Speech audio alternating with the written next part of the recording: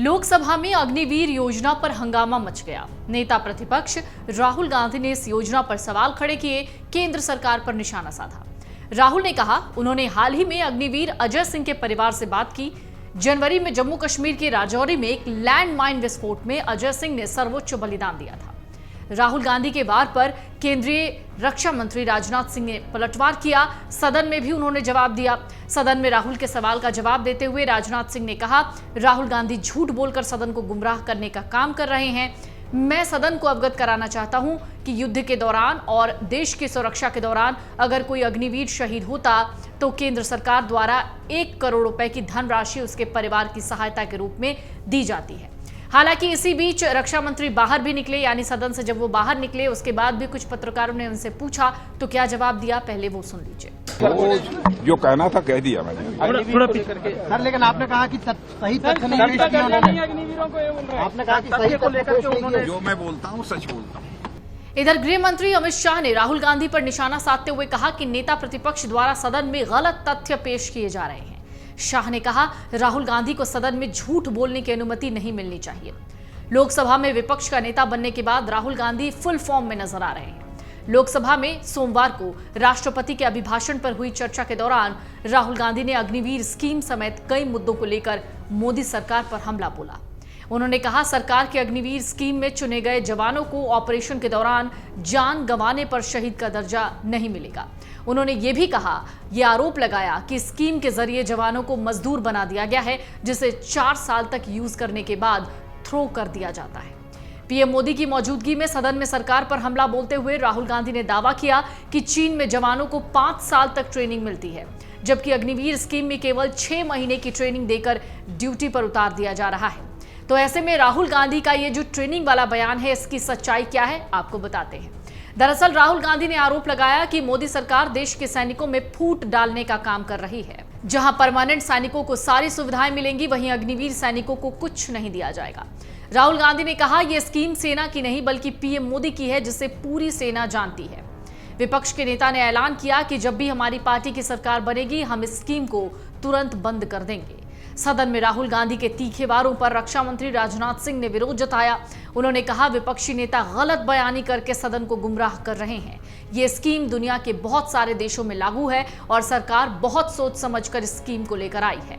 लेकिन चीन वाले बयान का क्या, यानी राहुल गांधी ने जो कहा कि चीन में आर्मी को 5 साल की ट्रेनिंग दी जा रही है, उसकी सच्चाई क्या है, इसे समझने के लिए एक बार फिर से अमित शाह पर जाते हैं।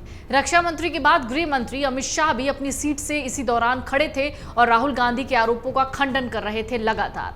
अमित शाह ने राहुल गांधी के अग्निवीर वाले बयान पर कहा यह सदन झूठ बोलने की जगह नहीं है। उन्होंने कहा राहुल गांधी दावा कर रहे हैं कि अग्निवीर स्कीम की सच्चाई मैंने सदन में रखी है, लेकिन सच बात यह है कि अग्निवीर की सच्चाई सेना, सदन और राजनाथ जी को पहले से मालूम है। वो जानते हैं सच कौन बोल रहा है। तो क्या चीनी सैनिकों को वाकई में 5 साल की ट्रेनिंग मिलती है, जिसका हवाला राहुल गांधी ने आज लोकसभा में दिया। राहुल गांधी ने सदन में दावा किया कि अग्निवीर सैनिकों को केवल 6 महीने और चीनी सैनिकों को 5 साल की ट्रेनिंग दी जाती है। लेकिन क्या उनका ये बयान सच है? डिफेंस से जुड़े कुछ एक्सपर्ट्स कहते हैं ये सच नहीं है।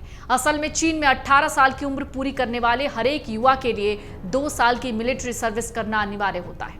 इसके साथ वो रिटायर हो सकते हैं या कंटिन्यू करने के लिए अप्लाई कर सकते हैं। इसके लिए उन्हें 3 महीने की ट्रेनिंग दी जाती है और उसके बाद रेजिमेंट में नियुक्ति दे दी जाती है। साल 2018 में ट्रेनिंग की अवधि को बढ़ाया गया, 6 महीने किया गया, जो कि अग्निवीर के बराबर ही है। तो मोदी सरकार की अग्निवीर स्कीम है क्या, जिसको लेकर बार बार विपक्ष मोदी सरकार पर हमला करता रहा, जिसके लिए आंदोलन भी युवाओं का सड़कों पर नजर आया। मोदी सरकार ने सेना के पेंशन खर्चों पर कमी लाने और मिलिट्री को आधुनिक बनाने के लिए 16 जून 2022 को ये स्कीम लाई। इस योजना के तहत आर्मी, नेवी और एयरफोर्स में भर्ती होने वाले सैनिकों को अग्निवीर नाम दिया जाएगा।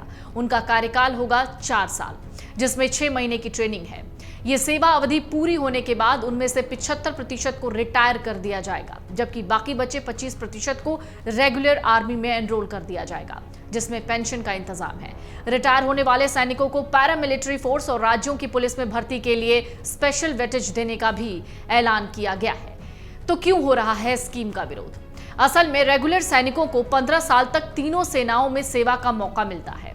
इसके बाद वो चाहें तो इस कोई भी काम कर सकते हैं, चाहे वो रिटायरमेंट ले सकते हैं या सेवा अवधि को आगे बढ़ाने के लिए एप्लीकेशन दे सकते हैं। इस दौरान उन्हें कई तरीके के लाभ मिलते हैं, जिसमें मौत होने पर शहीद का दर्जा, रिटायर होने पर पेंशन, बाकी अलग अलग सुविधाएं। जबकि 4 साल के लिए मिलिट्री में भर्ती होने वाले अग्निवीर सैनिकों के साथ ऐसा नहीं है। यही वजह है कि विपक्षी दल शुरू से ही स्कीम का विरोध कर रहा है, इसे सेना के लिए घातक बता रहा है। तो क्या सरकार को इसका खामियाजा भुगतना पड़ रहा है?